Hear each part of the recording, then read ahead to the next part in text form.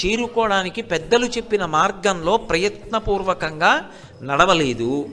ఇప్పుడు శరీరం మనుష్య శరీరం ఏమిటి దాని వలన వస్తుంది? శంకర భగవత్పాదులు పరమ గాంభీర్యంతో ఒక శ్లోకం చేశారు శివానందలహరిలో. అందులో ఆయన అంటారు, నరత్వం దేవత్వం నగవన మృగత్వం మశకత పశుత్వం కీటత్వం భవతు విహగత్వాది జననం సదాత్వత్ పాదాబ్జ స్మరణ పరమానందలహరీ విహారాసక్తం చేద్రు దయమిహకింతేన వపుషా. ఎంత గొప్ప శ్లోకము! శంకరులు ఏం చేసినా అలాగే ఉంటుంది. అమృత భాండం. కింతేన వపుషా అని అడిగారు. అది నిజానికి శంకరులు పరమశివుణ్ణి అడుగుతున్నది కాదు, మనకి చెప్పకుండా బోధ చేయడం. కొన్ని విషయాలు ఎలా ఉంటాయంటే, మీరు పరమ పవిత్రమైన మనస్సుతోటే ఒక మంచి మాట చెప్పారనుకోండి, కొంతమందికి అది ఇచ్చగించకపోవచ్చు. ఆయన అలా చెప్పడం ఏమిటి అని కోపం రావచ్చు. శంకర భగవత్పాదుల యొక్క ప్రజ్ఞా విశేషం ఏమిటంటే, నేను ఒకవేళ ఇలా చెప్తే నువ్వు చెప్పొచ్చేవాడివా అనేవాడు ఎవరైనా ఉండొచ్చు అని అది భగవంతుణ్ణి అడిగినట్టుగా అడుగుతారు. కానీ అది నేర్పుతున్నది మనకే, వారు జగద్గురువులు. కింతేన వపుష, శరీరంతో పని ఉంది ఈశ్వర అని అడిగారు. పరమేశ్వరుణ్ణి ప్రార్థన చేస్తున్నట్టుగా ఇచ్చారు ఈ శ్లోకం. అందులో ఆయన ఒక ప్రతిపాదన చేశారు. నరత్వం దేవత్వం నగవన మృగత్వం మశకత పశుత్వం కీటత్వం భవతు విహగత్వాది జననం. మొట్టమొదట దేంతో మొదలెట్టారంటే నరత్వం, మనుష్య శరీరంతోనే మొదలెట్టారు. మనుష్య శరీరం ఇయ్యి, అభ్యంతరం లేదు. ఒకవేళ ఉత్తర జన్మలో నాకు మనుష్య శరీరం ఇవ్వవా, నాకేం బెంగలేదు శివ, నాకు మనుష్య శరీరమే ఇమ్మని నేను అడగను.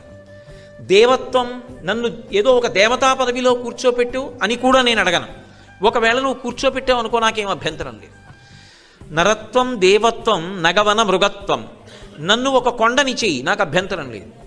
వన, నన్ను ఒక పెద్ద అరణ్యాన్ని చెయ్యి, నాకు అభ్యంతరం లేదు. నన్ను ఒక మృగాన్ని చెయ్యి, నాకు అభ్యంతరం లేదు. మశకత, ఆఖరికి నన్ను దోవం చెయ్యి, నాకేం అభ్యంతరం లేదు. పశుత్వం, నన్ను ఒక పశువుని చెయ్యి, పాశముల చేత కట్టబడిన దానిని చెయ్యి, నాకు అభ్యంతరం లేదు. కీటత్వం, నన్ను పురుగుని చెయ్యి, నాకు అభ్యంతరం లేదు. ఎందుకు అభ్యంతరం లేదంటే ఇవన్నీ శరీరాలు కదా శంకర. ఇదో శరీరం, అవన్నీ శరీరాలు. ఏ శరీరం అయితే ఉంది, కానీ ఒక్కటి మాత్రం ఇయ్యు సుమా. ఏది కావాలి? సదాత్వ పాదాబ్జ స్మరణ పరమానందలహరీ విహారాసక్తం చేద్రు. నా మనసు మాత్రం నేను ఏ శరీరంలో ఉన్నా పర్వాలేదు, నీ పాదారవిందముల యందు మాత్రం ఎప్పుడూ భక్తితో ఉండాలి. ఎటువంటి భక్తి? ఏదో ఉదయం పూజామందిరంలోకి వెళ్ళినప్పుడు మాత్రమే అరగంట సేపు ఉండే భక్తి కాదు. సదాత్పాదాబ్జ స్మరణ పరమానందలహరి, ఎప్పుడూ నాకు నీ పాదారవిందముల యందు భక్తి ఉండాలి. అది లహరి ప్రవాహమై ఉండాలి. అందులో నేను ఆనందంతో తేలిపోవాలి. అలా నువ్వు ఇవ్వగలిగినప్పుడు నేను మనుష్య శరీరమే కావాలని నేను అడగను శంకర. అదేమిటి? అది శంకరాచార్యుల వారే చెప్పిన దానికి మళ్ళీ విరోధం కదా. ఎందుకని అంటే, అసలు ఈ నరజన్మ దొరకడం చాలా కష్టమని కదా శంకరాచార్యులు వారు అన్నారు వివేక చూడామణిలో. మనుష్యత్వం ముముక్షత్వం మహాపురుష సమాశ్రయ అని.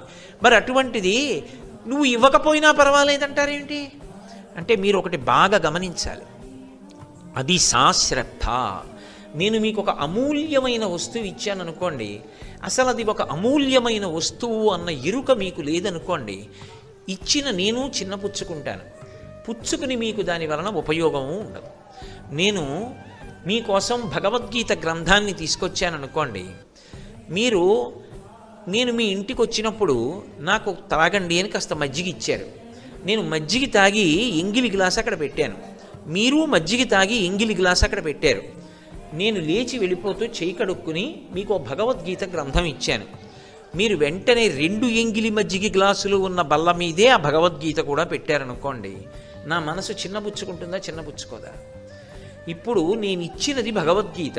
నేనే ఉద్దేశ్యంతో ఇచ్చానంటే, పోనీ నేను తీసేయండి, నేనంతటి గొప్పవాణ్ణి ఏం కాదు, ఒక మహాత్ముడు అనుకోండి. భగవద్గీత కించిదధీత గంగాజలలవ కణికాపీత సకృదపియేన మురారి సమర్చ క్రియతే తస్య యమేన నచర్చ అంటారు శంకరులు. భగవద్గీత ఒక్క శ్లోకం చాలు పట్టుకుంటే. అటువంటి భగవద్గీత ఉద్ధరణ కోసమని చెప్పి ఒక మహాత్ముడు పట్టుకొచ్చిస్తే దాన్ని ఎంగిలి మజ్జిగ గ్లాసు ఉన్న చోట పెడితే నేను అపాత్రదానం చేశాను, అయోగ్యుడికి ఇచ్చాను, కనీసం అది భగవద్గీత అన్న ఎరుక కూడా వాడికి లేదు. అటువంటి వాడికి ఇచ్చాను, వాణ్ణి ఆ భగవద్గీతే ఉద్ధరించాలి. నేను అలా ఇవ్వకుండా ఉండాల్సిందేమో, అతనికి ఆ విలువ తెలిసే వరకు అని ఆయన అనుకుంటాడా అనుకోడా?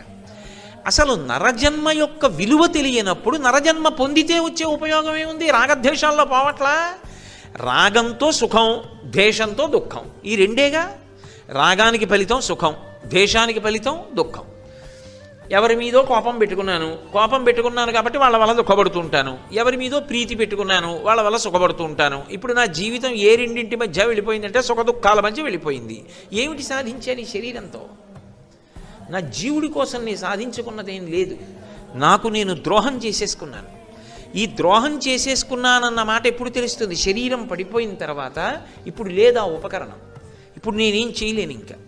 అప్పుడు జ్ఞాపకానికి వచ్చాక అయ్యో జీవితం పాడైపోయిందిరా రాగద్వేషాల మధ్యలో అంటే ఉపయోగం ఏముంది? ఈ రాగద్వేషాలు మిగిలిన ప్రాణులకు లేవా? అన్నిటికీ ఉన్నాయి. కాబట్టి శరీరము కాదు కావలసింది, శరీరం ఇచ్చినా అసలు దాని విలువ ఎరుకలోకి రావాలి. నేను పొందినది నరజన్మ ఇంత గొప్పది అన్నది అసలు ఎరుకలో లేదనుకోండి. నేను ఈ శరీరంతో ఇన్ని గొప్ప పనులు చెయ్యగలనో మనసు చేత గ్రహించలేదు. ఇప్పుడు ఆ జన్మకి ప్రయోజనం ఏమిటి? ఆ శరీరంతో ఎన్నో చెయ్యకూడని పనులు చేస్తాడు. ఎన్ని చెయ్యకూడదో అన్నీ ఆ శరీరంతో చేశాడు. ఇంకా ఒక కుక్క మహా అయితే 10 మందిని కరుస్తుంది. దారి తప్పిపోయినటువంటి మనుష్యుడు ఎన్ని కోట్ల మందినైనా బాధ పెట్టగలడు. ఇప్పుడు ఆ శరీరం ఎందుకు పనికొచ్చింది? దానివలన ఉపయోగం ఏమిటి? పోనీ ఒక జంతు శరీరంలో ఉండి అది పొందలేకపోయింది అని చెప్పడానికి దాని మనసు భగవంతుని యందు నిలబడింది అనుకోండి, ఏదో సంస్కార బలం చేత. ఇప్పుడు అది పొందలేకపోయింది ఏమిటి? ఏ వేదంబు పఠించెలూత భుజగం వేశాస్త్రములు సూచే తానే విద్యాభ్యాసమునర్చె కరి చించే మంత్రమూహించే బోధా విర్భావ నిధానముల్ చదువులయ్యా కాదు మీ పాద సంసేవాసక్తియ కాక జంతు తతికిన్ శ్రీకాళహస్తీశ్వర అంటాడు దూర్జటి కాళహస్తీశ్వర శతకంలో. బహుశः శంకర భగవత్పాదుల శివానందలహరి శ్లోకానికి ప్రేరణ పొంది దూర్జటి ఈ పద్యం రాశాడేమో అనిపిస్తూ ఉంటుంది నాకు. ఏ వేదంబు పఠించె లూత, సాలిపురుగు ఏం చదువుకుంది? పాము ఏ వేదాలు చదువుకుంది? ఏనుగు ఏ విధమైనటువంటి శాస్త్రాన్ని పరిశీలనం చేసింది? భగవంతుని యందు భక్తి పెట్టుకుంది. ఆఖరికి చచ్చిపోయే ముందు బాధపడుతూ కూడా శివలింగం దగ్గరికి వచ్చే తలబద్దలు కొట్టుకుంది. పాము తొండంలోంచి ఆ ఏనుగు తొండం లోపలికి పాము వెళ్ళిపోయి కుంభస్థలంలో కాట్లు వేసేస్తుంటే నేను శరీరం వదిలిపెట్టేస్తున్నానేమో, పాము కరిచేస్తోంది, పైకి రావట్లేదు, ఎటూ మరణిస్తాను అని అది సువర్ణముఖరి నదీ తీరంలో ఏడవలేదు. పరుగు పరుగున కాళహస్తీశ్వరుడి దగ్గరికి వచ్చి కుంభస్థలాన్ని రాతికేసి కొట్టుకుని ప్రశాంతంగా ఇవాళ నీళ్లు నీ మీద పొయ్యలేకపోతున్నాను ఈశ్వరా అని ఆయన గురించి ఏడుస్తూ పడిపోయింది. అందుకని దాన్ని తీసుకున్నాడు. ఇప్పటికీ కాళహస్తి లింగంలో ఏనుగు దంతాలు ఇలా పక్క నుంచి కనపడుతూ ఉంటాయి. ప్రత్యేకంగా ఆ ఏనుగు దంతాలు శివలింగంలో అమరిపోయాయి. ఇప్పటికీ కాళహస్తిలో శివలింగాన్ని అర్చకులు కూడా ముట్టుకోరు. ఇప్పటికీ చెప్తారు ఒక విషయం. ఒక అర్చకుడు పరమశ్రద్ధతో చేసేవాడే, ఆయన పొర్రపాటున చిటికిన వేలు తగిలింది, ఆయన చిటికిన వేలు బంగారం అయిపోయింది అని చెప్తారు. ఇప్పటికీ ముట్టుకోరు. అందుకే ఎప్పుడైనా చటుక్కున దేవాలయంలోకి పెద్దలు వచ్చారనుకోండి, కవచం తీసి దర్శనం ఇవ్వవలసి వస్తే ప్రధాన అర్చకుడికి కబురు చేస్తారు రమ్మని. ఆయనే తీస్తారు కవచం. అప్పుడే శివలింగం పూర్తిగా దర్శనం అవుతుంది. అసలు దాన్ని ముట్టుకుని అభిషేకమే చేయరు. అంటే అంత శక్తివంతం. అది మనుష్యుల్ని కాదు తీసుకున్నది. దానికి సాలెపురుగు, పాము, ఏనుగు దంతాలు శివలింగంలో 3 ఉంటాయి. వాటి శరీరం ఏమిటి? మనుష్య శరీరం కాదు. కానీ అవి కాళహస్తీశ్వర లింగంలో శాశ్వత స్థానం పొందాయి. కాళహస్తి లింగం కింద ఉంది. ఆయన కన్నా పైన ఎవరున్నారు? ఒక చించు ఉన్నాడు, కన్నప్ప. కన్నప్పని కొండ మీద కూర్చోపెట్టి స్వామి కింద కూర్చున్నారు. దేని చేత? భక్తి చేత. ఆ భక్తి లేదు, ఈశ్వరుడు యందు అనురక్తి లేదు, శాస్త్రమునందు అనురక్తి లేదు, గురువుగారి యందు అనురక్తి లేదు, గురువాక్యాన్ని ఆచరించాలనేటటువంటి శ్రద్ధ లేదు. రాగద్వేషాల మధ్య జీవితం వెళ్ళిపోతోంది. కింతే నవపుష, ఏమిటి శరీరానికి ప్రయోజనం? నరజన్మ పొంది మాత్రం ఏమిటి పొందగలుగుతాం? దానివలన ఏమిటి ఉపయోగం? నాబోటిగాడు ఏమి సాధించినట్టు జీవితంలో? ఈ శరీరం పొందడం గొప్ప కాదు, ఇంత గొప్ప శరీరాన్ని పొందాను. ఈ చేత్తో కమలాక్షునర్చించు కరములు కరములు, శ్రీనాథు వర్ణించు జిహ్మ జిహ్వ, సురరక్షకుని చూచు చుట్కులు చుట్కులు, శేషసాయికి మృక్కు శిరము శిరము, విష్ణునాకర్ణించు వీనులు వీనులు, మధువైరిద విలిన మనము మనము, భగవంతు వలగును పదములు పదములు, పురుషోత్తముని మీది బుద్ధి బుద్ధి, దేవదేవుని చింతించు దినము దినము, చక్రహస్తుని ప్రకటించు చదువు చదువు, కుంభినీదవు చేరడి చెప్పాడు తండ్రి తండ్రి అని ప్రహ్లాదుడు చెప్పినట్టుగా ఆయన గురించి విన్న చెవులేవో అవి చెవులు, ఆయనకి సేవ చేయడానికి ఉపయోగించిన చేతులేవో అవి చేతులు, ఆయన స్తోత్రం చెయ్యడానికి ఉపయోగపడినదేదో అది నోరు. అది కానప్పుడు ఢమఢమధ్వనితోటి ఢక్కగాగా అంటాడు. అప్పుడు ఆ శరీరానికి ఉపయోగం ఏమిటి? మనుష్య శరీరం ఇచ్చినా గురువుని శాస్త్రాన్ని పట్టుకోలేకపోయాడు. దానివలన ఏమైందంటే జీవితం అంతా రెండిటి మధ్య వెళ్ళిపోయింది, సుఖదుఖాల మధ్య. సుఖదుఖాలకి హేతువులు రాగద్వేషాలు అయిపోయింది. నిత్యమా జీవితము నీటిపై బుగ్గ, ఎప్పుడూ ఆగిపోయింది ఊపిరి. ఇప్పుడు జీవుడు వెళ్ళి ఈశ్వరుడి ముందు నిలబడ్డాడు. ఆయన అంటాడు, నీకు నేను ఒక గొప్ప ఉపకరణాన్ని ఇచ్చాను. ఒక ఏరు వరదలో ప్రవహిస్తోందనుకోండి, వరదతో వెడుతున్నటువంటి ఏరు దాటడానికి నా దగ్గర డబ్బు ఉంటే ఉపకారం కాదు, పడవ కావాలి. ఒక పడవ ఉంటే ఏరు దాటేస్తాను. అలా సంసార సముద్రమును దాటడానికి నీకు ఈ మనుష్య శరీరాన్ని ఇచ్చాను. ఏం తెలుసుకున్నావు దీని విలువ? ఏం వాడుకున్నావు దీన్ని?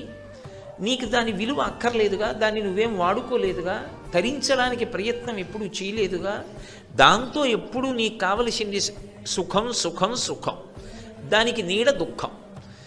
కాబట్టి ఎందుకు ఇంత అల్లరి? మళ్ళీ ఆ శరీరం ఎందుకు నీకు? నీకు శాస్త్రము గురువు దైవము ఇవేం అక్కర్లేనప్పుడు నువ్వు పుచ్చుకోవడం ఎందుకు? నేను అడగడం ఎందుకు? హాయిగా ఇంకొక శరీరం ఇస్తాను పో. నీకు కావలసిన సుఖం నీకు ఏది చెయ్యాలనిపిస్తే అది వెంటనే చేసేయి. ఒకటే ధర్మం, పశుధర్మో నమే ప్రీతిం అంటారు వ్యాసుల వారు దేవి భాగవతంలో. పులిహార తినేయాలనిపించింది కుక్కకి, అది నైవేద్యం పెట్టడానికి పట్టుకెడుతున్నా కలిగిబడి తినేస్తుంది. తన కడుపున పుట్టినటువంటి బిడ్డే అయినా సరే ఆ బిడ్డ కొంచెం పెద్దదైనప్పుడు దానికి భోగించాలనిపిస్తే భోగిస్తుంది. దోషం వస్తుందా? అంటే ఒకటే ధర్మం, పశుధర్మం, దానికి ఏది చెయ్యాలనిపిస్తే అది చేస్తుంది. దానికి సుఖం అని ఏదనిపిస్తుందో అది చేసుకెళ్ళిపోతుంది. హాయి కదూ. శాస్త్రంతో నీకు సంబంధం లేదుగా, నీకు గురువుగారు అక్కర్లేదుగా, నీకు దైవం అక్కర్లేదుగా, అందులోకి వెళ్ళు. ఎన్నిసార్లు పెడతాడని అడిగారు. మార్కండేయ పురాణంలో చెప్తారు, కొన్ని కోట్ల జన్మలు పెడతాడు. ఊర్ధ్వముఖ చలనం చేసే ప్రయత్నం చెయ్యలేదు కాబట్టి, పైకెక్కే ప్రయత్నం చెయ్యలేదు కాబట్టి, పైకెక్కవలసిన అవసరం లేని వెన్నుపాము పెడతాడంటే ఇలా నిలబడదు. ఇక వెన్నుపాము భూమికి అడ్డంగా పుట్టి అడ్డంగానే పెరుగుతుంది, తిరియక్కులు అంటారు. ఒక్క మనిషికి భూమికి అడ్డంగా పుట్టి నిలువుగా పెరుగుతుంది వెన్నుపాము. ఎందుకని? ఊర్ధ్వముఖ చలనం చేసి పరమేశ్వరుణ్ణి చేరుకోవాలి. అందుకే మనకి సనాతన ధర్మంలో కొండ మీద ఉంటారు ఈశ్వరుడి యొక్క మూర్తులన్నీ. ఎందుకని అంటే మనం ఆ సోపానములను ఎక్కాలి, ఎక్కి ఈశ్వరుణ్ణి చేరాలి. జీవితంలో పైకెక్కడం, సాధన చెయ్యడం నేర్చుకో. అది రాకపోతే పాడైపోతావు. ఎవరు పాడైపోతారు? ఒక్కసారి ఊపిరి ఆగిపోయిందని ఆగిందా, ఇక ఈ శరీరాన్ని ఎన్ని పేర్లతో పిలిచిన వాళ్లతో ఉన్న అనుబంధములు ఒక్క ఊపిరి చేత ఆగిపోతాయి. అంతే. ఊపిరి ఆగిపోయింది, నాన్నగారు పలకదు, మామయ్య గారు పలకదు, గురువు గారు పలకదు, అన్నయ్య పలకదు, తమ్ముడు పలకదు. ఏ కొడుకు తన కాలు తండ్రికి తగిలినంత మాత్రం చేత కళ్ళకద్దుకొని క్షమించమని కోరుకున్నాడో ఆ కొడుకే కొత్త కట్టెల మీద పడుకోబెట్టి ఓ కొత్త బట్ట కప్పి తాళ్లతో కట్టి తీసుకెళ్ళి కట్టెల మీద పడుకోబెట్టి అగ్ని సంస్కారం చేసేస్తాడు. ఆ ఊపిరి ఉన్నంతసేపే ఈ అనుబంధాలు కొంతకాలం ఉంటాయి. జీవుడితో అనుబంధం శాశ్వతం. ఉద్ధరేణాత్మనాత్మానం అంటాడు గీతాచార్యుడు. నీ బిడ్డల గురించి ఆలోచించావు తప్పులేదు, నీ భర్త గురించి ఆలోచించావు తప్పులేదు, నీ భార్య గురించి ఆలోచించావు తప్పులేదు, తల్లిదండ్రుల గురించి ఆలోచించావు తప్పులేదు. కానీ నీ జీవుడి గురించి ఎప్పుడు ఆలోచిస్తావు? ఇన్నాళ్ళు ఉంటాను ఇందులో, మహా ఉంటే ఇంకో 20 ఏళ్ళు ఉంటాను, ఎంతో ఉంటే ఇంకో 25 ఏళ్ళు ఉంటాను, ఆ తర్వాత దీంట్లోంచి వెళ్ళిపోతానుగా. ఇదే జీవయాత్రకి చివరి మజిలీ అని ఏమిటి నమ్మకం? మోక్షాన్ని పొందుతానని. ఒకవేళ ఇంకొక జన్మ పొందవలసి వస్తే దానికి భార్య ఉంటుందిగా, దానికి బిడ్డలు ఉంటారుగా, దానికి తల్లిదండ్రులు ఉంటారుగా, వాళ్ళని పోషించాలిగా, పోషించడానికి పుణ్యం ఉండాలిగా. నీ చేస్తున్న సత్కర్మ ఏమిటి?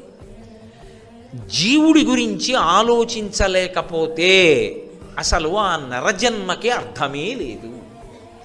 ఈ శరీరం ఉన్నందుకు ఆలోచించవలసినది ఇది. అంటే అరే నా జీవుడు ఏమైపోతాడు రేపు పొద్దున్న ఈ శరీరంలోంచి బయటికి వెళ్ళి? శంకరాచార్యుల వారి జీవిత ప్రస్థాన ప్రారంభం ఎక్కడ అంటే పరోక్షంగా మౌన సందేశంగా పైకి చెప్పకుండా వారి జీవితంలో మొట్టమొదటి స్తోత్రం అక్కడే మొదలైంది. వారు బ్రహ్మచారిగా ఉన్నారు. అప్పుడు బ్రహ్మచారి